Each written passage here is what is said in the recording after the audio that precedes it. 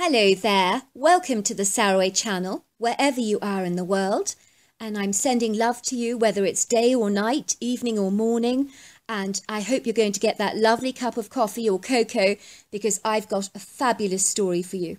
You could of course be walking your dogs or listening to me somewhere else, but wherever you are so welcome to the channel. So before we get started, don't forget to subscribe to the channel, click the notification bell and the thumbs up, and let's get started with tonight's story. Dear Sarah and all your lovely listeners, my name is Armel and I'm from rural Kentucky, and my Bigfoot encounter happened in 2015 in an unlikely event where encountering a Bigfoot was the last thought on my mind at the time, and certainly the most unlikely place that I would ever expect a rendezvous with the hairy critter. I grew up in Kentucky with my parents and my brother Neville, and living in the rural countryside was the only life we ever knew. And I consider myself remarkably privileged to grow up surrounded by such exquisite, flawless treasures of the natural world. We grew up in a quintessential two-storey, whitewashed, rustic farmhouse that had belonged to generations of our family before us. So over the years it has been renovated and restored, but the original foundations still actually stand.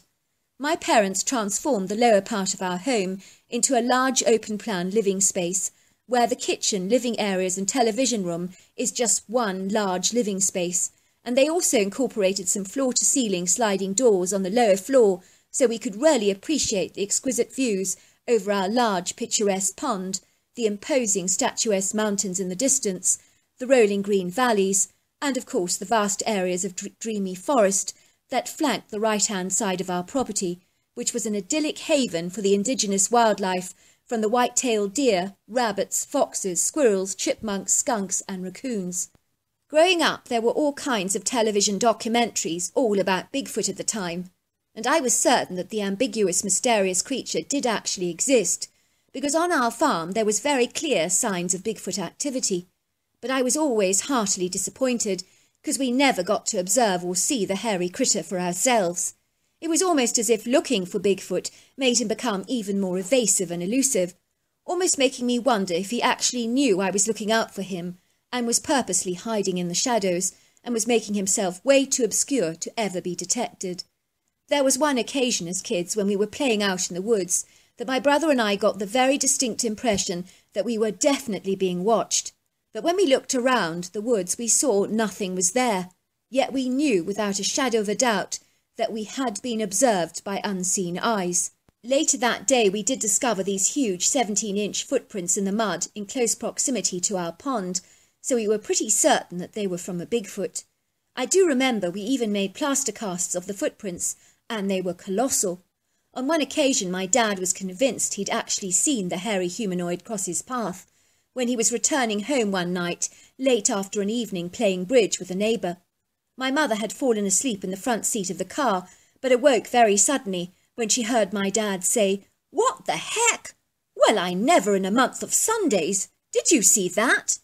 "See what?" she asked, wiping the sleep from her eyes. My dad looked at her with eyes as wide as saucers. "I think I just saw a Bigfoot," he said excitedly, "but it moved too quickly for me to see it clearly enough.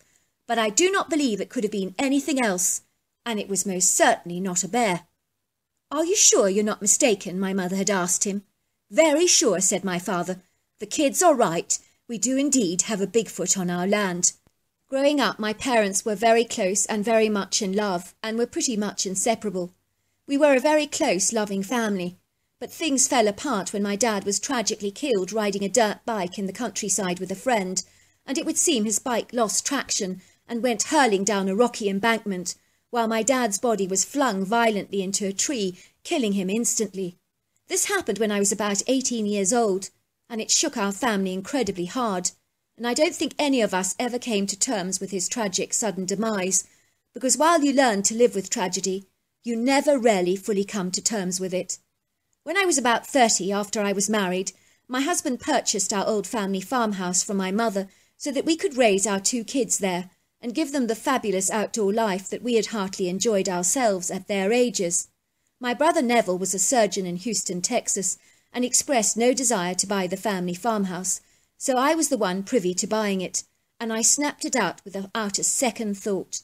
My mother remained in rural Kentucky, but she did value her independence greatly and didn't want to live with us.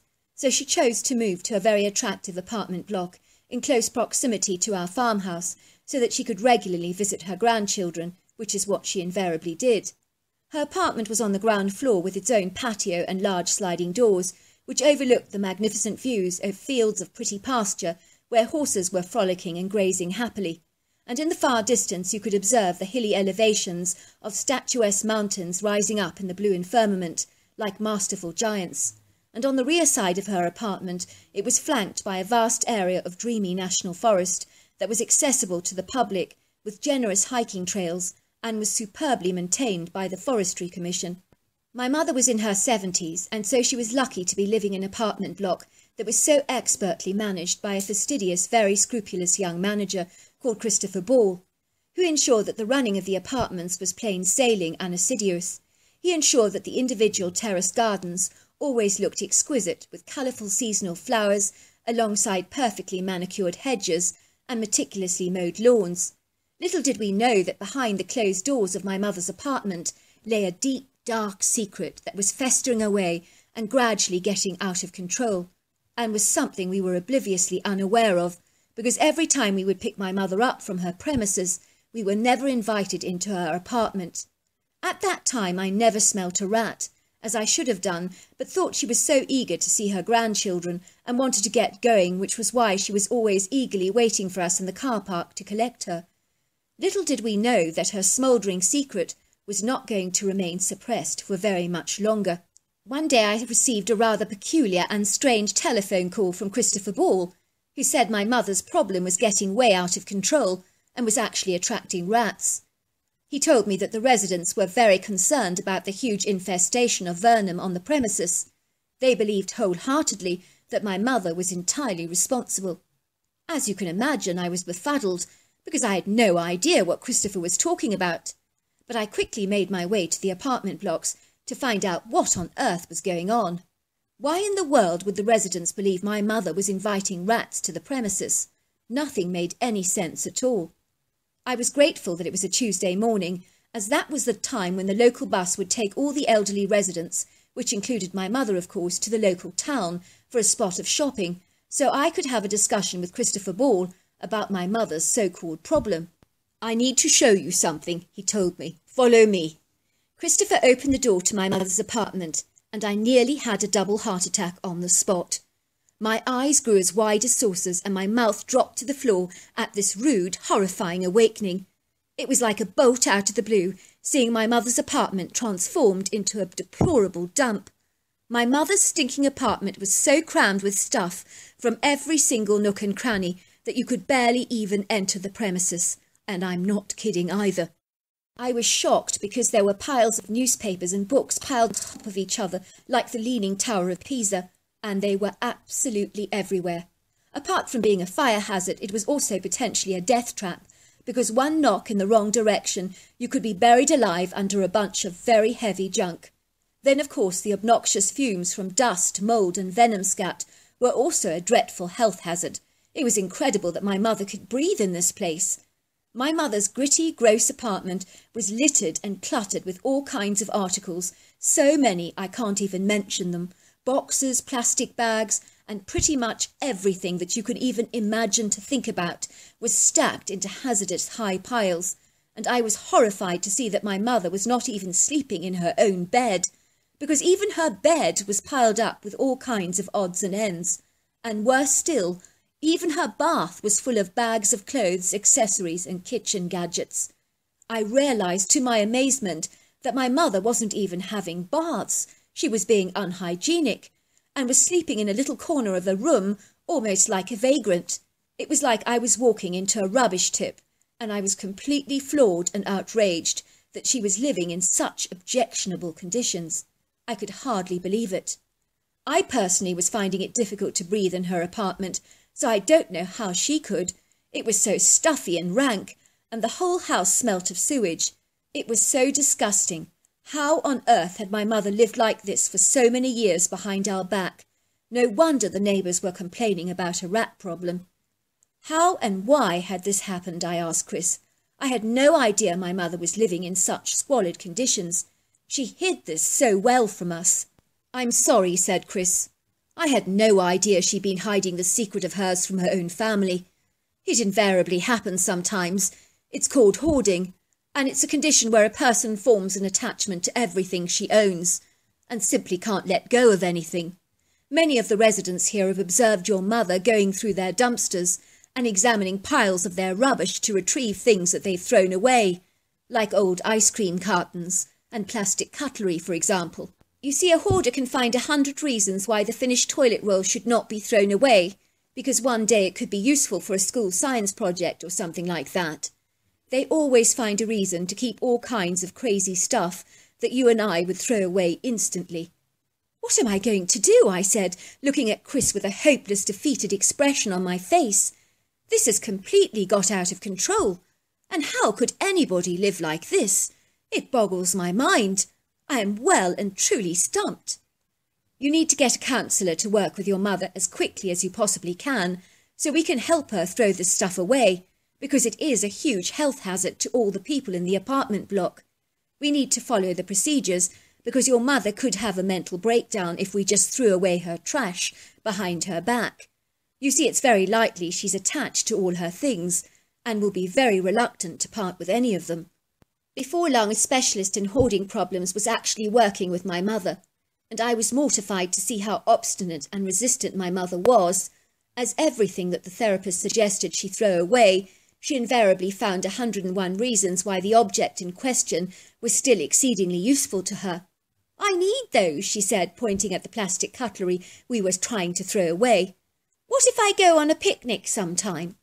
I couldn't believe that this was actually my mother, the very same woman who raised me to be so particular and who got so upset with us as kids if my brother or I so much as left a thing lying on the bedroom floor.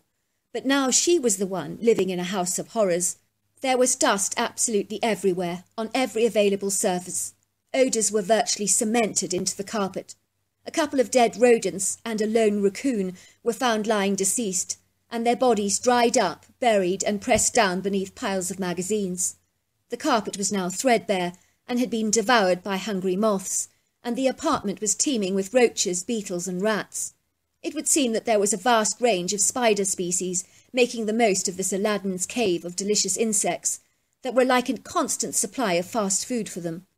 They had layered down their silken webs in every available corner, and one web was so huge it was easily over a foot wide, and its resident was the fattest and largest spider that I've ever seen. One day we thought we had a breakthrough with my mother, when she suddenly agreed to throw out a lot of her stuff, and everything was hastily being sorted into piles. Now that she'd actually given us the green light to throw out as much stuff as we could, we worked quickly in case she changed her mind. There was one pile labelled stuff to keep, another stuff to throw out, and another was stuff to give to charity. We began to throw away large boxes of superfluous stuff that she would never ever need. I watched in horror as I saw my mother downcast expression as piles of her crap were being laden into the rubbish truck. How was it possible to be so attached to such squalor, I wondered in horror. What on earth had happened to my mother to make her develop such an attachment to so much of her stuff?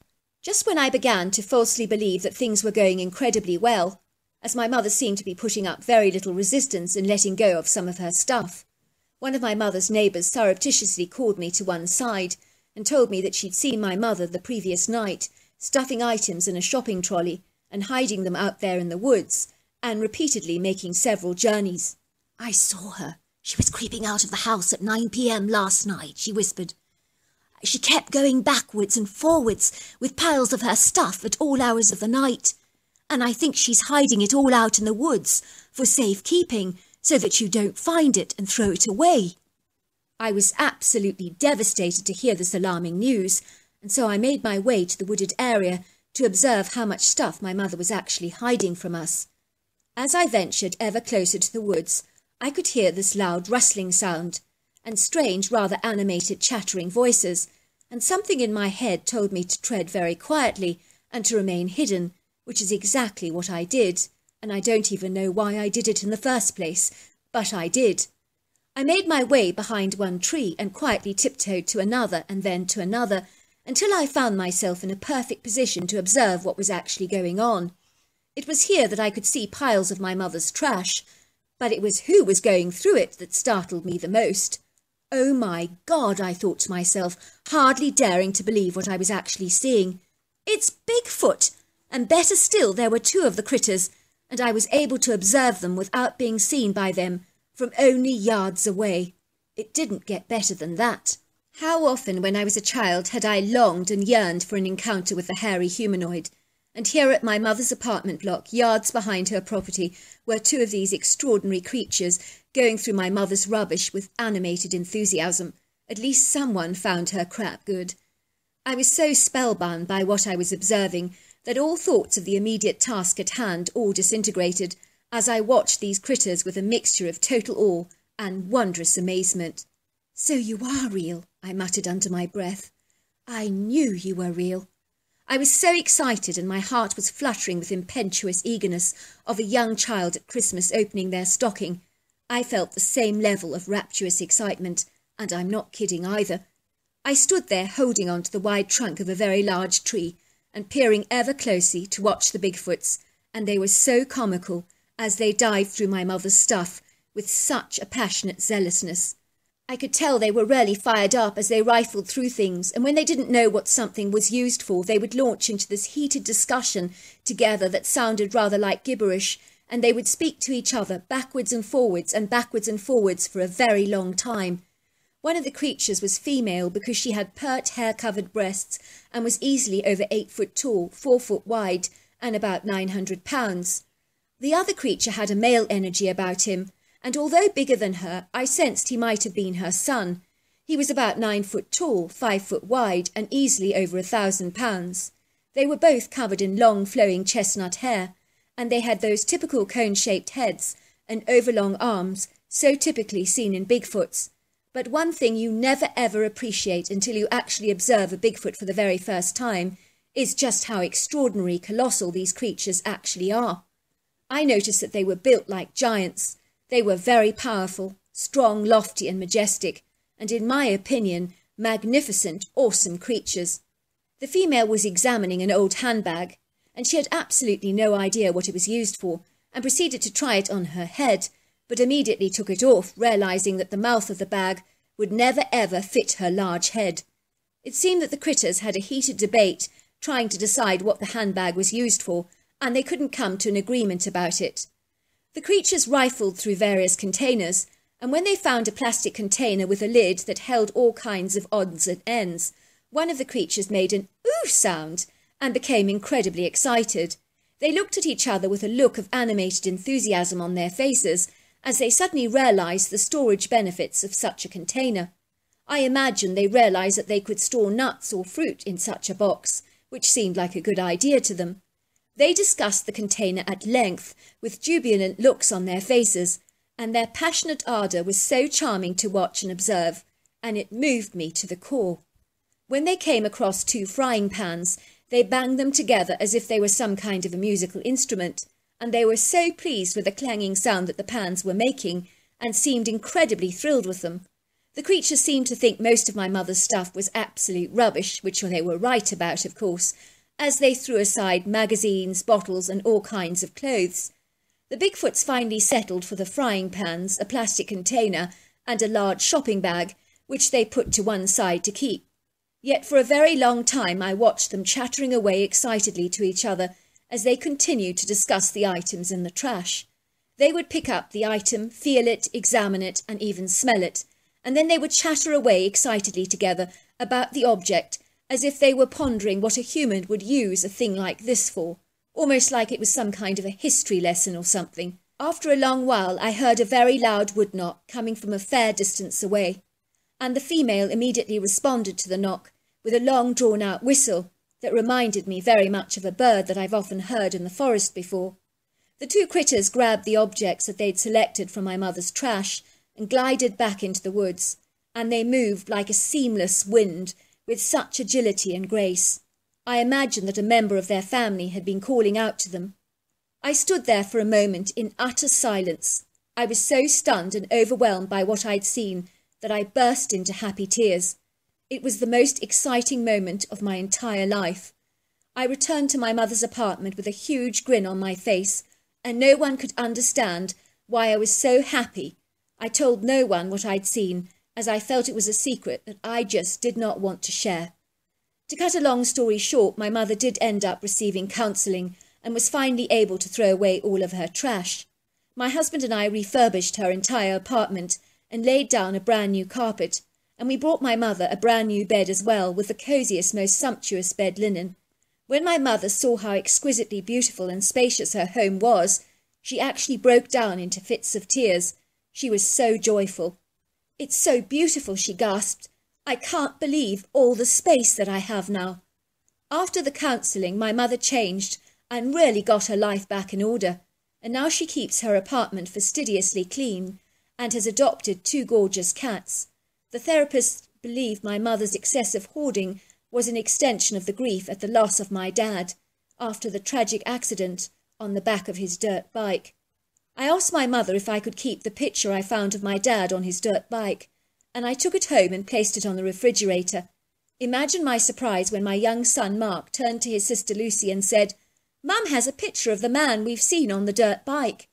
I looked at my children in shocked disbelief. "Have you seen this man before?" I asked them both in surprise. "We've seen him a few times riding his dirt bike on our land," said my son. "We did not know who he was, but he always smiles."